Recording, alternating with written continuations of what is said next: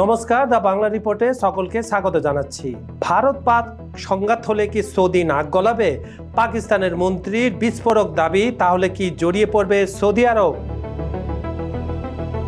পাকিস্তানের সঙ্গে সৌদি আরবের একটি প্রতিরক্ষা চুক্তি হয়েছে, যে চুক্তিতে বলা হয়েছে দুটির মধ্যে কোনো একটি দেশ অন্য কোনো দেশ বা অস্তিত্ব দ্বারা আক্রান্ত হলে তাকে দুই দেশের উপরই আঘাত হিসাবে গণ্য করা হবে।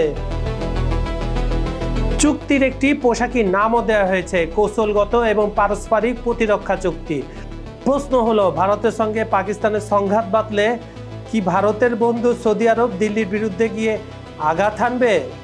এই প্রশ্ন করা হয়েছিল পাকিস্তানের প্রতিরক্ষা মন্ত্রীকে। তিনি কি জানিয়েছেন দেখা যাক। পাকিস্তানের প্রতিরক্ষা মন্ত্রী খোয়াজা আসিফকে প্রশ্ন করা হয়েছিল, যদি ভারত ও পাকিস্তানের মধ্যে সংঘাত হয় তাহলে কি ভারতের বিরুদ্ধে যাবে সৌদি? তিনি বলেন, হ্যাঁ অবশ্যই, এটা নিয়ে কোনো সন্দেহ নেই। পাকিস্তানের জিও টিভিকে দেওয়া সাক্ষাৎকারে আসিফ এই চুক্তিকে সম্মিলিত প্রতিরক্ষা বলে উল্লেখ করেন। তিনি এই চুক্তিকে ন্যাটোর আর্টিকেল 5-এর সঙ্গে তুলনা করেন, যে আর্টিকেলে বলা হয়েছে ব্লকের একজন সদস্যের উপরে হামলা মানে গোটা ন্যাটোর উপরে হামলা। পাকিস্তানের মন্ত্রী সাফ দাবি, যদি আগ্রাসন দেখা দেয় সৌদি আরবের বিরুদ্ধে হোক বা পাকিস্তানের বিরুদ্ধে, আমরা যৌথভাবে এর বিরুদ্ধে প্রতিরোধ গড়ে তুলব। আবার একই সঙ্গে এই কৌশলী মেজাজ নিয়ে পাকিস্তানের মন্ত্রীর সতর্কবার্তা, এই চুক্তিটি কোনো আগ্রাসনের জন্য ব্যবহার করার তাদের কোনো ইচ্ছা নেই।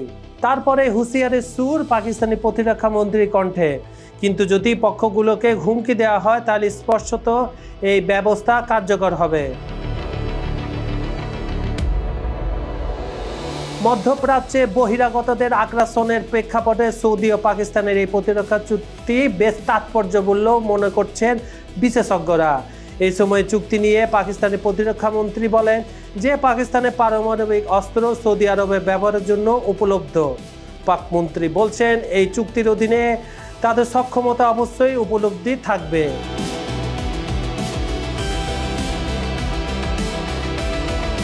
তিনি আরও উল্লেখ করে বলেন যে পাকিস্তান সর্বদা তার পারমাণবিক স্থাপনা পরিদর্শনের অনুমতি দিয়েছে। এদিকে এক সিনিয়র সৌদি অফিসিয়াল জানিয়েছেন, এটা একটি ব্যাপক প্রতিরক্ষা চুক্তি যা সকল সামরিক উপায়কে অন্তর্ভুক্ত করে। পাকিস্তান ও সৌদির এই চুক্তি এই দুই দেশের দেনা পাওনাতে বেশ উল্লেখ্য ও তাৎপর্যপূর্ণ। পাকিস্তানের জন্য ইতিবাচক দিক হলো তাদের শক্তিশালী আর্থিক সহায়তা হাতে আসা এবং আরব দেশগুলোর জোট গঠনের সম্ভাবনা, আর সৌদি আরবের জন্য এর অর্থ পারমাণবিক ঢাল।